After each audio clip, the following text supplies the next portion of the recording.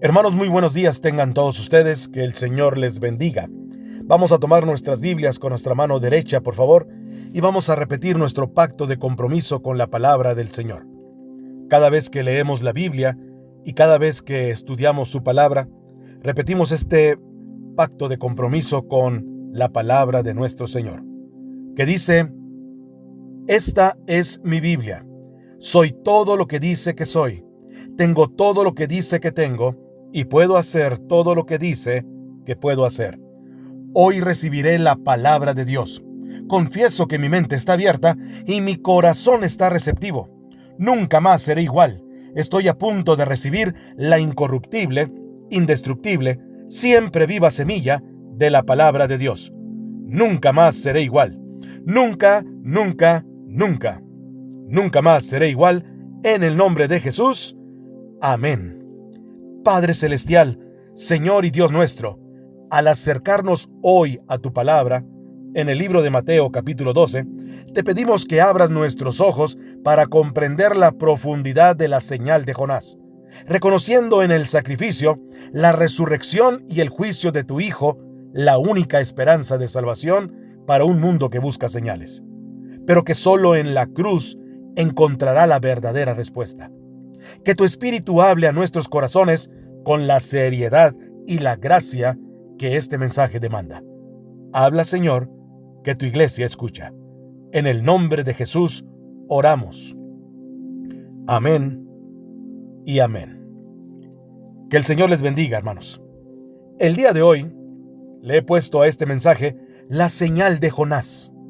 Y quiero que abran sus Biblias, por favor, en el Evangelio de nuestro Señor Jesucristo, según San Mateo, capítulo número 12, iniciando en el versículo 39. Mateo capítulo 12, versículo 39. La Biblia dice de la siguiente manera: Él respondió y les dijo: la generación mala y adúltera demanda señal, pero señal no le será dada, sino la señal del profeta Jonás. Porque como estuvo Jonás en el vientre del gran pez 3 días y 3 noches, así estará el Hijo del Hombre en el corazón de la tierra 3 días y 3 noches. Quiero que mantenga Mateo capítulo 12, versículo 39 al versículo 40 abierta en sus palabras, en la palabra del Señor. La Biblia dice en Mateo 28, del 5 al 6, no temáis, no está aquí, ha resucitado. La Biblia nos dice acerca de esta grande, pero grande verdad en el Evangelio según San Mateo. Y leímos hace unos momentos desde el versículo 39. Por cierto, cuando encuentren el Evangelio de Mateo capítulo 12, tan pronto como lo hallen, podrían empezar también a buscar el libro de Jonás, porque lo van a necesitar en un momento más. El libro de Jonás no es difícil de encontrar. Está a la izquierda de Mateo, a 1/8 de pulgada de distancia. Así que, por favor, busquen también Jonás y pongan una hojita ahí en la Biblia para que al ratito pudiéramos ir a consultar esa historia de Jonás. Recuerden que el título de este mensaje se llama La señal de Jonás. Por eso es que vamos a hacer referencia a la historia de Jonás. Pero bien, Mateo capítulo 12, versículo 38 dice: entonces respondieron algunos de los escribas y de los fariseos diciendo: Maestro, deseamos ver de ti señal. Fíjense qué fue lo que les dijo. Y él respondió y les dijo: la generación mala y adúltera demanda señal, pero señal no le será dada, sino la señal del profeta Jonás, porque como estuvo Jonás en el vientre del gran pez 3 días y 3 noches, así estará el Hijo del Hombre en el corazón de la tierra 3 días y 3 noches. Y luego continúa la Biblia diciendo: los hombres de Nínive se levantarán en el juicio con esta generación y la condenarán. Escuchen bien, porque ellos, los hombres de Nínive, se arrepintieron a la predicación de Jonás, y he aquí más que Jonás en este lugar. Cuando tenga el privilegio de visitar la ciudad de Roma, hablo de Roma, Italia, no de Roma, Georgia, sino de Roma en Italia, quiero visitar las catacumbas. Las catacumbas son esos cementerios subterráneos. Debajo de la ciudad de Roma Hay un gran pasadizo laberinto excavado a través de la roca blanda y porosa, las catacumbas. Y de hecho hay cientos de kilómetros de estas catacumbas, túneles largos, oscuros y estrechos. Debido a las persecuciones, los cristianos en la antigüedad se reunían ahí para adorar, para celebrar la cena del Señor, y también era allí donde enterraban a sus muertos. Hacían un nicho en la pared y ahí ponían el cuerpo de su ser querido fallecido. Así puedes ver en las paredes de esas catacumbas varios símbolos cristianos. Puedes ver donde los primeros creyentes hacían una cruz en las paredes y muchas veces ponían el signo de un pez, porque el signo del pez era un símbolo del cristianismo primitivo.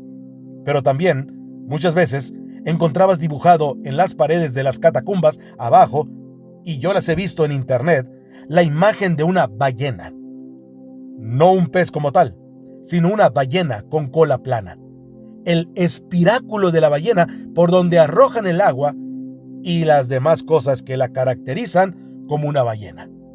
Ahora, ¿por qué dibujarían una ballena allí en las catacumbas? ¿Y qué tiene que ver eso con el cristianismo? Bueno, para estos primeros cristianos, una ballena era un recordatorio de la muerte, sepultura y resurrección de Jesucristo, porque Jonás fue tragado por una ballena. Es un tipo, una imagen, una profecía de la muerte, sepultura y resurrección de Jesús. Hubo unos hombres malvados que vinieron a Jesús y le dijeron: si eres el Mesías, danos una señal. Y Jesús dijo: no se les dará otra señal a esta generación pecadora y adúltera que la señal del profeta Jonás. Aquí es donde vamos a ligar las dos historias. Todos nosotros recordamos la historia de Jonás, el hombre que fue tragado por un gran pez o una ballena. Esta historia de este hombre que duró 3 días y 3 noches en el vientre de esa ballena, de ese gran pez, es una figura de Jesucristo, que Jesucristo iba a estar 3 días en el corazón de la tierra también, 3 días y 3 noches. Es decir, es una figura de la muerte, sepultura y resurrección de nuestro Señor Jesucristo. Y cuando se le acercan estos hombres a Jesús para decirle: oye, tú eres Mesías, danos una señal. Danos la señal que eres un Mesías y que eres enviado de parte de Dios. Entonces Jesús dice que ya no se les va a dar más señal a esta generación adúltera y pecadora.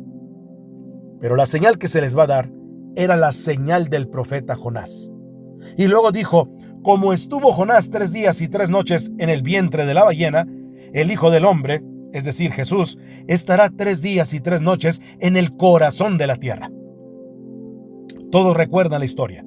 Jonás fue comisionado por el Señor para predicar en Nínive. Nínive era una gran ciudad, grande en enormidad, grande en antigüedad, pero también grande en iniquidad y pecado. Era una ciudad vieja y antigua, y la forma en que vivían era tal que provocaba que Dios trajera juicio. Y le dijo a Jonás: ve y predícales que voy a destruirlos. Jonás 1:2. Y Jonás no quiso ir.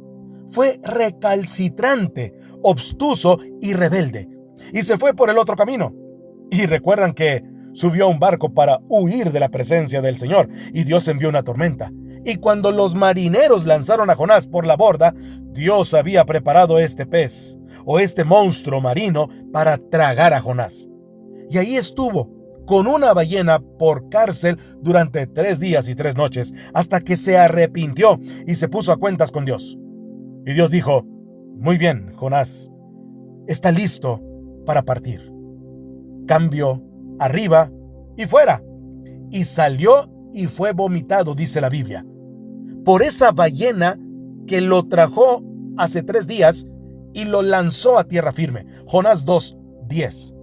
Luego fue y predicó a Nínive, y hubo un gran avivamiento en toda la ciudad y en toda la nación, y toda esa población se arrepintió en silicio y ceniza. Es decir, que Jonás, ese testarudo que no creía que Nínive se podía arrepentir y que Dios la podía restaurar, vio ante sus ojos el arrepentimiento de toda una ciudad. Los hombres de Nínive se juntaron después de que Jonás salió de la ciudad cuando predicó y les dijo acerca del mensaje de Dios, los hombres de Nínive se reunieron en la plaza pública y dijeron: ¿y qué tal si este hombre verdaderamente es un profeta de Jehová?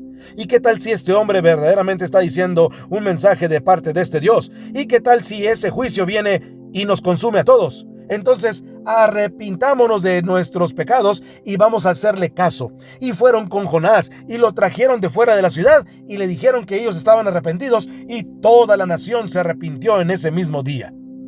Ahora, Jesús dijo que esta historia es una historia que representa su propia muerte, la muerte de Jesús, sepultura y resurrección. Ahora bien, permítame decirle aquí algo. ¿Fue una ballena lo que tragó a Jonás? Bien, la versión King James de la Biblia en inglés lo llama ballena, pero eso es solo una traducción de una palabra. Podría traducirse, como lo dice Reina Valera, monstruo marino. Pudo haber sido una ballena, pudo haber sido un tiburón, o pudo haber sido algo más que no fuera ni ballena ni tiburón. No lo sabemos. La palabra simplemente significa un monstruo marino. Pero vean, la Biblia dice que Dios preparó un gran pez para que tragase a Jonás. Eso lo dice Jonás 1:7, un gran pez. Ahora, si Dios pudo hacer una ballena para empezar, y si Dios pudo hacer un hombre para empezar, Dios pudo hacer una ballena o un pez o un monstruo marino que pudiera tragar a un hombre y mantenerlo vivo 3 días y 3 noches, si Dios quisiera. Él podría haber hecho también uno de 5 habitaciones con muebles y un refrigerador adentro si quisiera. ¿Verdad o no es cierto? Ahora, lo que trato de decir es que si tienen dificultad para creer la historia de Jonás y la ballena, la razón por la que tienen dificultad para creerla es porque simplemente tienen dificultad para creer en Dios. Eso es toda la explicación. Quiero decir, cuando admiten el hecho de Dios, el hecho de que Dios creó el universo, no tienen ninguna dificultad con la historia de Jonás, porque si Dios creó todo el universo, puede crear un gran pez para que tragase a Jonás. Tampoco van a tener ninguna dificultad con la historia más grande de la muerte, sepultura y resurrección de nuestro querido Señor Jesucristo. Y por cierto, ¿por qué debería ser tan difícil para una ballena tragar a Jonás? Después de todo, él era un profeta menor. Piénsenlo, ¿de acuerdo? Oí de un hombre llamado Clarence Darrow, el brillante abogado que discutió con William Bryan en el juicio de Scopes. Estaba discutiendo sobre la evolución y de hecho llegó a un tribunal de justicia en Tennessee sobre si se debía enseñar la evolución en las escuelas o si se debía enseñar el creacionismo en las escuelas. Y ese juicio más tarde llegó a ser llamado el juicio del mono, y le voy a explicar por qué. William Bryan era un gran cristiano y Clarence Darrow era un gran abogado y muy brillante, por cierto. Y este abogado intentó confundir a William Bryan y hacerlo quedar como un tonto en el estrado de los testigos. Así que el abogado dijo algo como esto: bueno, señor, ¿usted cree en la Biblia?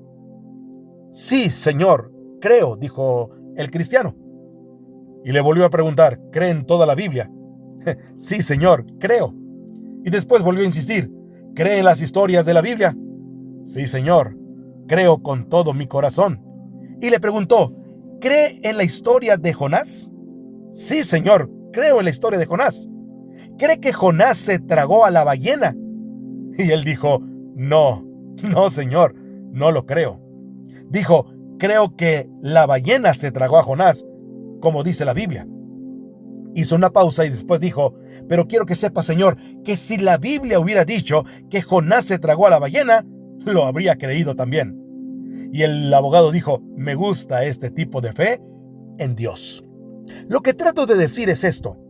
Amigos, no estoy tratando de hacer que esta historia sea plausible para ustedes. Solo trato de decirles que hay una gran señal, una gran lección aquí. Y Jesús dijo que es la señal principal que Él ha dado para probar su deidad, para probar su mesianismo. Es la señal del profeta Jonás. Dicho esto, y espero que para ahora hayan encontrado el libro de Jonás, podrían ir por favor al libro de Jonás, y quiero que noten 3 cosas sobre esta historia de Jonás que vamos a aprender en esta mañana. Así que anote lo que voy a decir. Número 1, una historia de muerte sustituta. La historia de Jonás es una historia de muerte sustituta. Apúntelo bien. La historia de una muerte sustituta. Comencemos a leer Jonás 1, versículo 11. Y le dijeron: ¿qué haremos contigo para que el mar se nos aquiete? Porque el mar se iba embraveciendo más y más. Y él le respondió: tomadme y echadme al mar, y el mar se os aquietará, porque yo sé que por mi causa ha venido esta gran tempestad sobre vosotros. Ahora, esto es lo que pasó aquí aquel día, se los voy a explicar.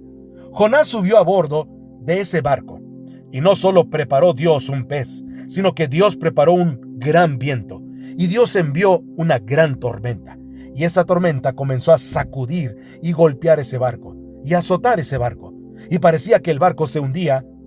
Y entonces Jonás, cuando vio todo eso, dijo: la única manera de que este barco se salve es si me lanzan por la borda. Si yo soy sacrificado, el resto de ustedes se salvarían. ¿De qué es eso una imagen? Es una imagen de la muerte vicaria, sustituta y sacrificial del Señor Jesucristo. Les explico por qué. Esa embarcación sacudida por las tormentas representa a la humanidad. El barco que estaba siendo sacudido, el barco que estaba siendo atormentado, representaba la humanidad perdida, soportando la ira de Dios, las tormentas de la ira de Dios, dirigida a un naufragio seguro y a una perdición segura en los arrecifes del juicio. Jonás, sabemos, es una imagen, en este caso, del Señor Jesucristo. Era necesario que Jonás fuera sacrificado para que los otros pudieran vivir. Ahora, noten que Jonás no podía saltar por la borda. Usted pudo haber dicho: ¿y por qué no saltó? Porque Jonás no podía saltar por la borda. Eso habría destruido la imagen.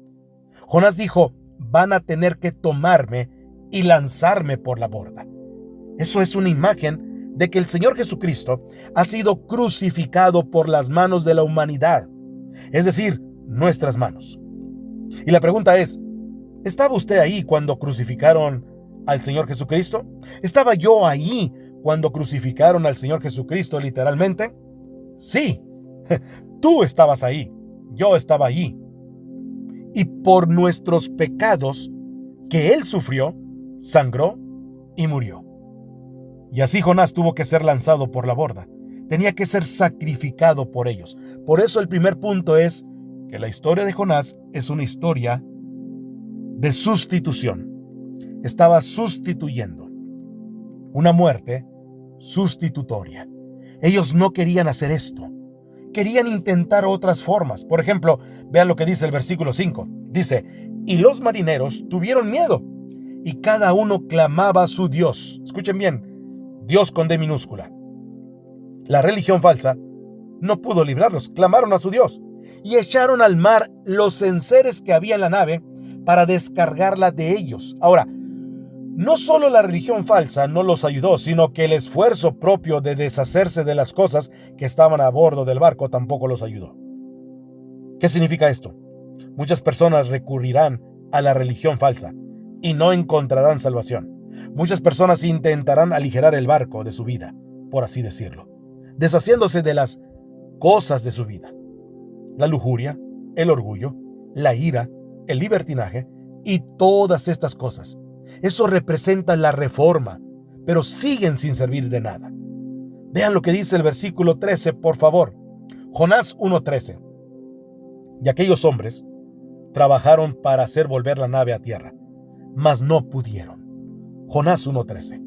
Eso representa el esfuerzo, el sudor, el trabajo y las lágrimas de cada persona intentando hacer volver el barco de su vida hacia otra dirección o hacia lo que eran antes, pero no sirve de nada.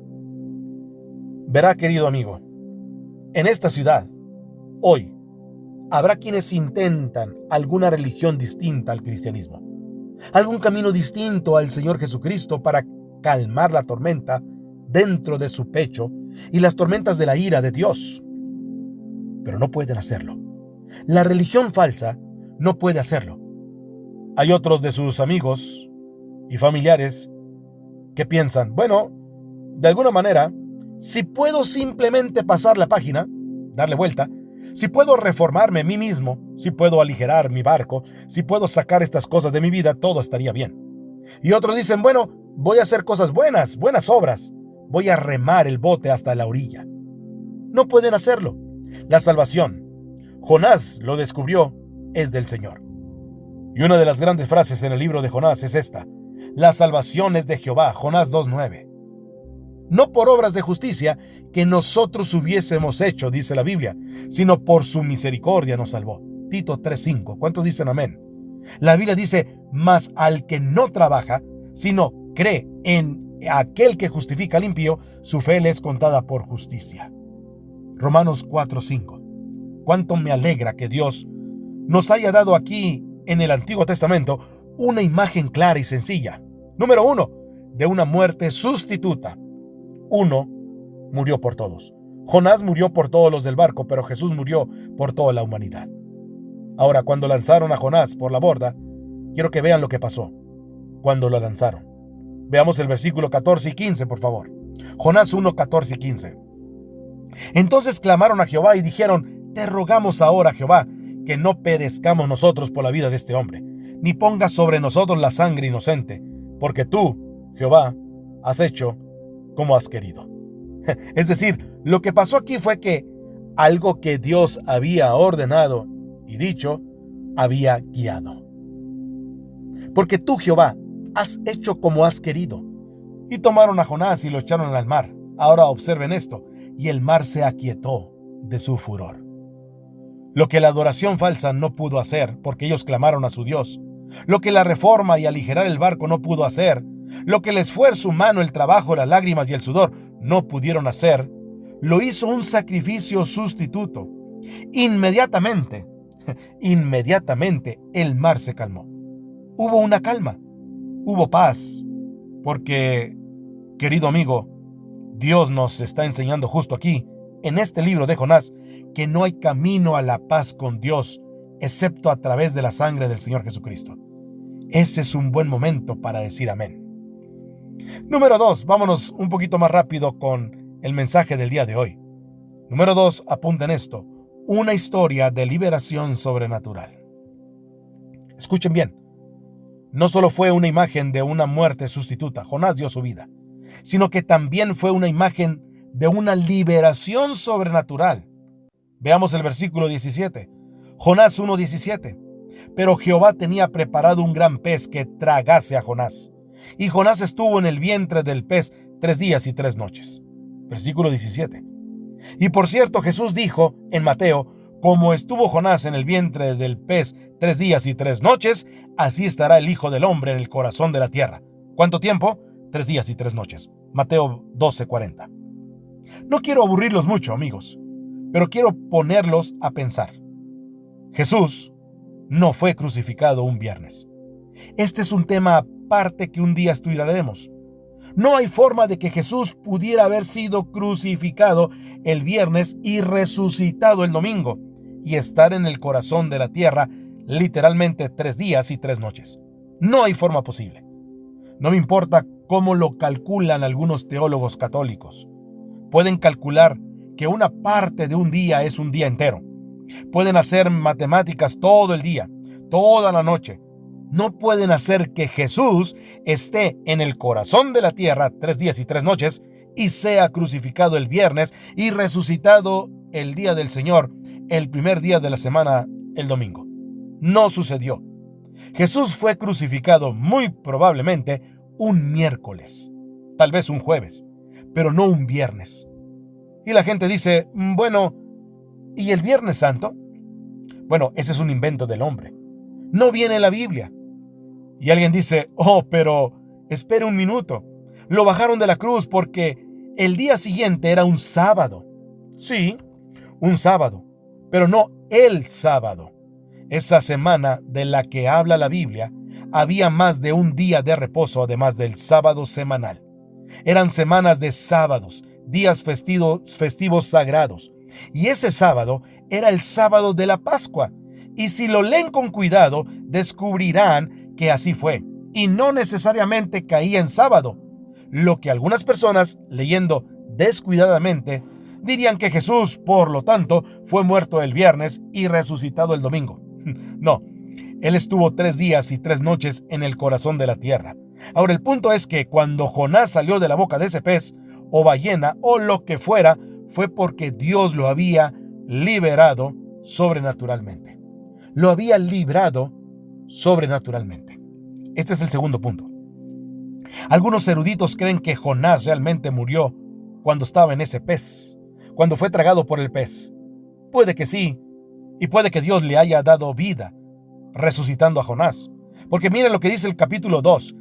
Entonces oró Jonás a Jehová, su Dios, desde el vientre del pez. Ahora vean lo que dijo Jonás. Y dijo, invoqué en mi angustia a Jehová, y él me oyó. Desde el seno del Seol, es decir, el infierno, clamé y mi voz oíste. Jonás 2, 1 y 2. Me gusta eso. Alabado sea el Señor. Una historia de liberación sobrenatural. Porque Jonás, al ser tragado por este gran pez, estuvo en el vientre de este pez 3 días y 3 noches y todo mundo lo daba por muerto. Es más, todo mundo creía que Jonás ya había fallecido y había pasado mejor vida. Sin embargo, después de los 3 días y las 3 noches, exactamente, la ballena empezó a tener una indigestión y vomitó a Jonás tan fuerte, pero tan fuerte, que lo llevó hasta la orilla del mar y allí lo dejó.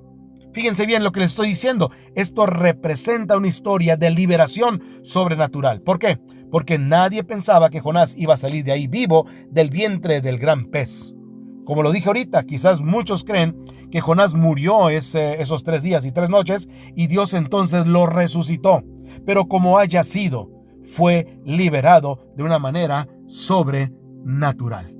La palabra de Dios nos indica y nos dice que Jonás no es la historia de un hombre natural, fue la liberación sobrenatural.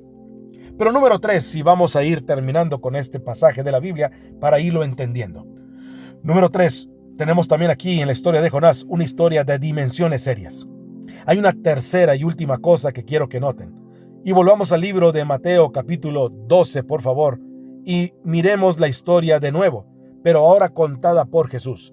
Mateo capítulo 12, versículo 39 dice, y él respondió y les dijo, la generación mala y adúltera demanda señal, pero señal no le será dada, sino la señal del profeta Jonás, porque como estuvo Jonás 3 días y 3 noches en el vientre de la ballena, así estará el Hijo del Hombre 3 días y 3 noches en el corazón de la tierra.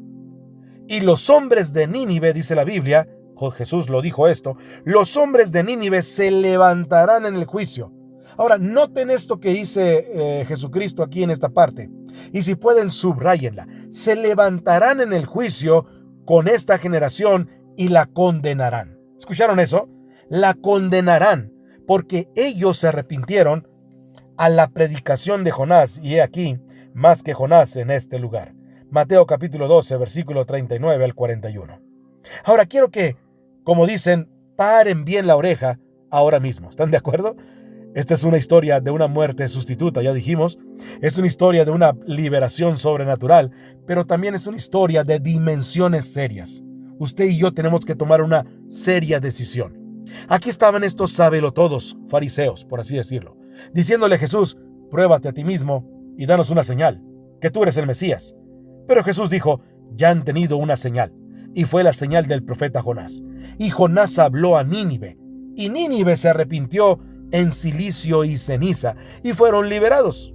Ahora, Jesús dijo que los hombres de Nínive, esos que se arrepintieron, se levantarán en el juicio y condenarán a esta generación, porque uno mayor que Jonás está aquí. Jesús es mayor que Jonás.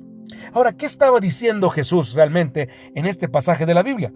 Bien, Jesús está diciendo que cuando Dios venga a juzgarnos, Dios no nos va a juzgar principalmente por el pecado que hemos cometido, sino por la luz que hemos rechazado, Jesucristo.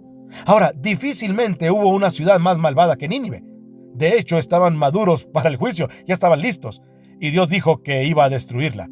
Pero Dios dijo que los hombres de Nínive se levantarán en el juicio para condenar a esta generación. ¿A quién le estaba hablando? Le estaba hablando a un pueblo religioso que estaba perdido, pero personas que tenían gran luz. De hecho, el Hijo de Dios estaba en medio de ellos. Uno mayor que Jonás estaba en medio de ellos, de estos fariseos que le estaban preguntando a Jesús. Se habían encontrado cara a cara con la verdad. Y amigo, escúcheme bien, la gente es insensata al venir a la iglesia el domingo de Pascua para celebrar la Pascua si no tienen la intención de ser salvos. Cuanta más luz tienes, mayor es el juicio que tendrás. No entienden eso. No entienden que sería mejor para ellos ir al infierno desde Nínive que desde San Miguel de Allende o cualquier otra ciudad. No entienden que a todo aquel a quien se le ha dado mucho, mucho se le demandará. Lucas 12:48. No se dan cuenta de que nosotros, los que vivimos en esta generación, no solo tenemos la señal de Jonás, sino que tenemos la resurrección de Jesucristo, donde Él se ha mostrado vivo con muchas pruebas indubitables, según Hechos 1:3. Siempre me ha asombrado la gente que viste de manera elegante para celebrar la Pascua en Estados Unidos. Personas que no son cristianas, obviamente.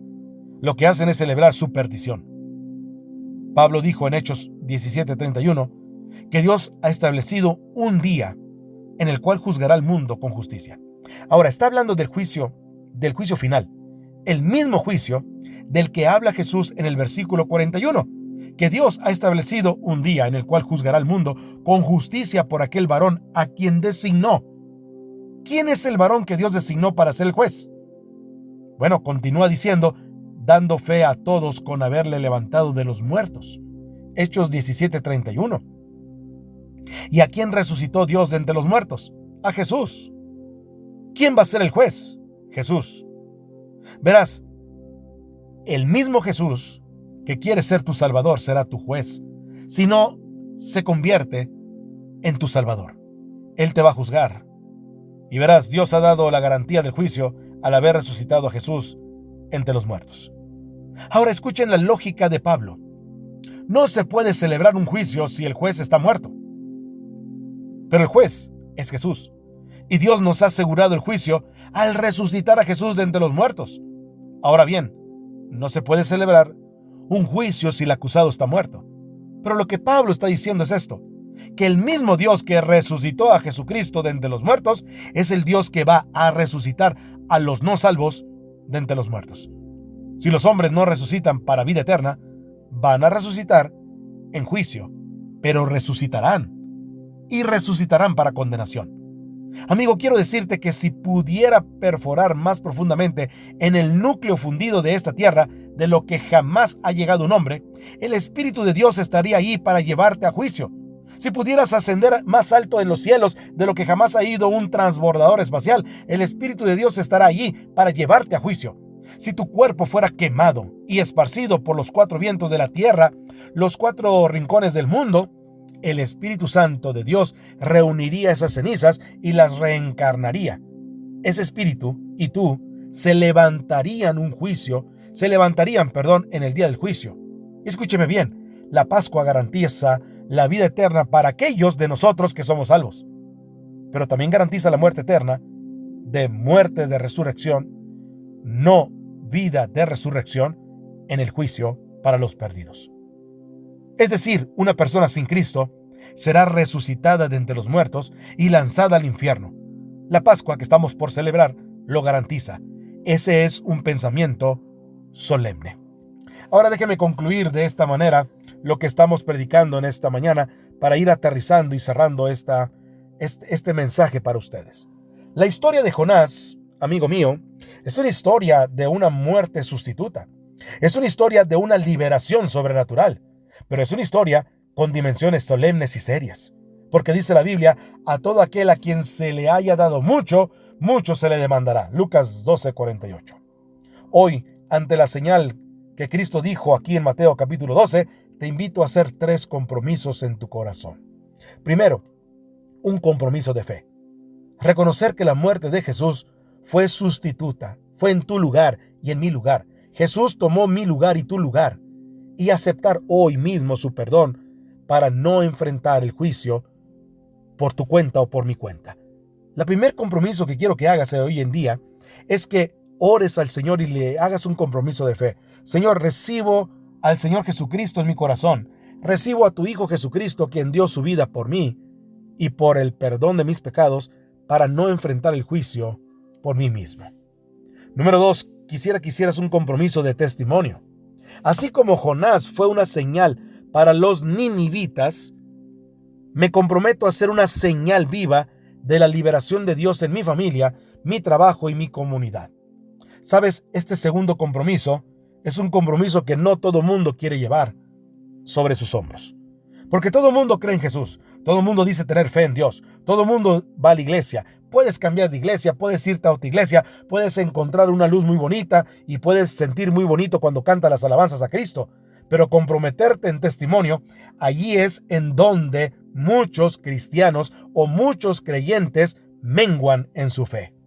Como Jonás fue una señal para los ninivitas, es decir, Jonás fue testimonio para ellos, tú debes de comprometerte como jefe de familia, como una mujer de familia, como los padres de una familia. Ustedes deben de comprometerse a ser una señal viva de la liberación de Dios en tu familia carnal, tu papá, tu mamá, tus hermanos, tus primos, toda tu familia, en tu trabajo y en tu comunidad. Quizás no haya nadie en tu familia que sea cristiano aparte de ti. Es decir, tú eres el único testimonio para ellos. Tú eres el único que puede predicarles de la palabra del Señor. Pues el día de hoy te pido que hagas este segundo compromiso. Comprométete en testimonio para con la gente que te rodea, en tu trabajo y en tu comunidad, para ser una señal viva de la liberación de Dios. Y número 3, un compromiso que urge, entendiendo que las dimensiones de este mensaje son serias. No postergaré mi obediencia a Dios, sabiendo que hoy es el día de salvación y de servicio fiel. Quiero hablarle a todos aquellos que han recibido a Cristo en su corazón y que no han hecho todavía 2 de estas cosas que Jesús dijo en la Biblia. No se han bautizado y por lo tanto no han participado de la cena del Señor. Déjame en un minuto explicarte qué significa esto. La obediencia, después de recibir a Cristo, Cristo nos dejó 2 mandamientos. Nos dejó 2 ordenanzas. Muchos le llaman sacramentos, pero bueno, dejémosle en ordenanzas. Jesús dijo que debemos de bautizarnos en el nombre del Padre, del Hijo y del Espíritu Santo. De grandes, porque de grandes tenemos conciencia desarrollada, tenemos una libre decisión y podemos tomar en nuestro corazón la decisión de recibir a Cristo en nuestro corazón. De pequeñitos, de chiquitos, de niños, de días de nacido, no podemos tomar esa decisión. Jesús mismo se bautizó de grande, no se bautizó de chiquito, se bautizó de grande. En la Biblia no existe ningún caso de personas, de niños, que se hayan bautizado en la Biblia de días o de meses. No existe. Todos los casos en la Biblia habla de personas adultas. La Biblia dice que en la antigüedad el bautismo significaba el perdón de pecados. Cuando alguien se bautizaba, era para perdón de pecados. Es decir, venían con el evangelista o venían con el predicador, con el profeta. En este caso la Biblia habla de Juan el Bautista. Y las personas venían, confesaban sus pecados y se bautizaban. Pero el otro año tenían que volver a venir otra vez, confesar sus pecados y volverse a bautizar. El bautismo era practicado muchas veces. Cuando Juan el Bautista vio a Jesús caminando en el Jordán para ser bautizado por él, Juan el Bautista dijo: «He ahí el Cordero de Dios que quita el pecado del mundo». En otras palabras, cuando Jesús muere en la cruz y da su vida por ti y por mí, ya no hay más sacrificios que hacer, ya no hay más bautismos que practicar cada vez que cometemos pecados y venimos a la iglesia para bautizarnos y ser limpios de pecados. La Biblia dice que en el sacrificio de Jesús en la cruz, al recibirle en nuestro corazón, somos limpiados. Jesucristo quita el pecado de nuestro corazón, pero nos dejó el mandamiento de bautizarnos una sola vez y para siempre. ¿Para qué? Para dar testimonio a todas las personas de que ahora Jesucristo vive en mi corazón. Lo que una vez sucedió en tu corazón, en tu vida, Cristo lo que hizo cuando vino a entrar a tu corazón, Cristo hizo morir al viejo hombre, la vieja naturaleza, el viejo Miguel Ángel, o como usted se llame. El viejo Miguel Ángel fue muerto en el pecado, sepultado y resucitó al tercer día para una nueva persona. Ahora la simiente de Cristo está en mi corazón y Cristo vive en mí. Entonces quiere decir que el bautismo representa eso. Cuando usted está parado en las aguas bautismales, representa que todavía está en su vieja naturaleza o naturaleza pecaminosa. Cuando usted es metido al agua por el pastor o usted mismo se mete al agua, eso simboliza la muerte y sepultura de su vieja vida. Y cuando el pastor le sube del agua y usted sale del agua, eso significa la resurrección, que usted ha resucitado para una nueva vida. Eso que pasó en su corazón cuando usted recibió a Cristo, hace un mes, hace 6 meses, hace un año, hace mucho tiempo, ahora lo tiene que usted representar y lo tiene que dar testimonio bautizándose. Ese es el paso de fe que yo le invito a que usted dé el día de hoy. Si usted no ha decidido todavía bautizarse, yo le animo en el nombre de Jesucristo para que usted lo haga. Que lo haga de todo su corazón. Usted dice, pero pastor, yo tengo dudas. No sé si haré bien. No sé si puedo dejar. No sé si puedo testificar. No sé si soy un buen cristiano. Y tengo dudas.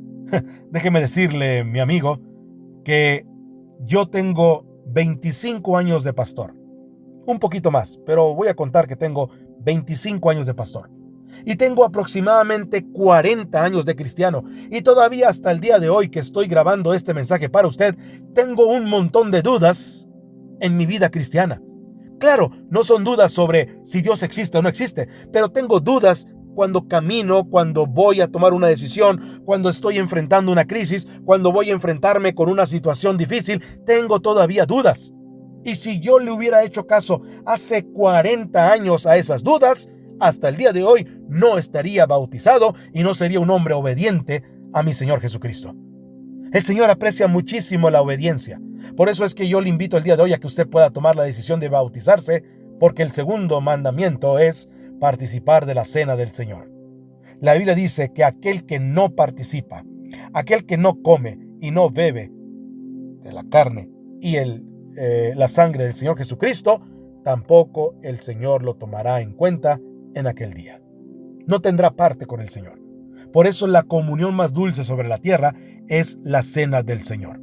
Usted, al bautizarse, puede participar de la cena del Señor.